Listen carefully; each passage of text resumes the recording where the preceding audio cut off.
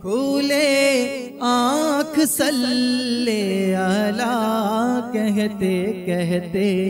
अच्छा, आज का हमारा टॉपिक है खांसी। पहले तो ये समझना खांसी है क्या। खांसी बेसिकली एक अलामत है, जो एक फितरी तरीका भी आप कह सकते हैं कि अल्लाह सुब्हान ने हमारी बॉडी के अंदर दिया हुआ है ये कि कोई भी ऐसी चीज़ जो हमारी सांस में लेने में डिफ़िकल्टी पैदा करे, जो गले के थ्रू आए, नाक के थ्रू आए या सीने में जाए, तो उसको बाहर निकालने के लिए, वो रास्ता पैसेज क्लियर करने के लिए अल्लाह सुब्हान ने ये फितरी एक अमल दिया है हमारे अंदर कि उस खांसी से उसको हम बेहतर करने की कोशिश करते हैं। अच्छा, ये फितरी अमल है। अब ये किस वजह से होता है, उसकी रीजंस डिफरेंट हैं कि अलग अलग खांसी है, ये इसकी वजह से हो रही है, ये इसकी वजह से हो रही है, फिर उसकी एक डायग्नोसिस होती है। अच्छा। तो बेसिकली खांसी क्या है, सबसे पहले तो ये होना चाहिए कि खांसी है क्या। खांसी यही है। ये खांसी मतलब आप खांस रहे हैं, ठीक है, इरिटेशन पैदा हो रही है आपके गले में, ठीक है, तब भी आप खांस रहे हैं। सांस में तकलीफ हो रही है तब भी आप खांस रहे हैं। नाक बह रहा है तब भी आप खांस रहे हैं। ये बात भी है, ठीक है ना।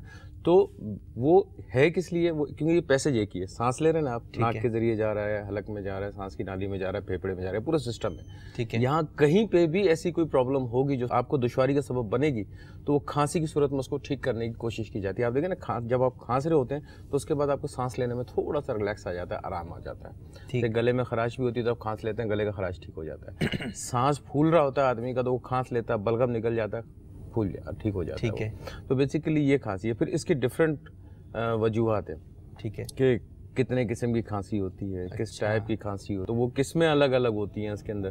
कि एक आम तौर पे दो हमारे यहाँ देखी जाती है, एक खुश्क खांसी, एक तर खांसी। डॉक्टर साहब मुझे खुश्क खांसी हो रही है। अच्छा, खुश्क खांसी आगे बोलते हैं डॉक्टर साहब खुश्क खांसी हो रही है, डॉक्टर साहब मुझे बलगम वाली खांसी है, बलगम आ रहा है बहुत, ठीक है। तो दोनों के अंदर फर्क है। अब दोनों के इलाज में भी फर्क आ जाता है। अच्छा, अब अनफॉर्चुनेटली होता है कि हम लोग घरों में जो ना खांसी का सिरप रखा होता है, वो पी लेते हैं उठा के ना, तो वो खांसी को सप्रेस तो कर देता है, खांसी की असल रीजन को तो खत्म नहीं करता है, ठीक है। तो इसमें बेहतर ये है कि डॉक्टर साहब से रुजू कर लें। डॉक्टर साहब जैसा एग्जामिन करें, चेक करने के बाद दवा तजवीज़ करके दें, उसको आप इस्तेमाल करें तो इंशाअल्लाह से उससे फ़ायदा भी। अब ये बताइए, तो खांसी की वजूहात क्या होती है, क्यों हो जाती है खांसी? देखें, इसका सबसे बड़ा जो मेन रीज़न होता है ना, वो होता है वायरल इन्फेक्शन।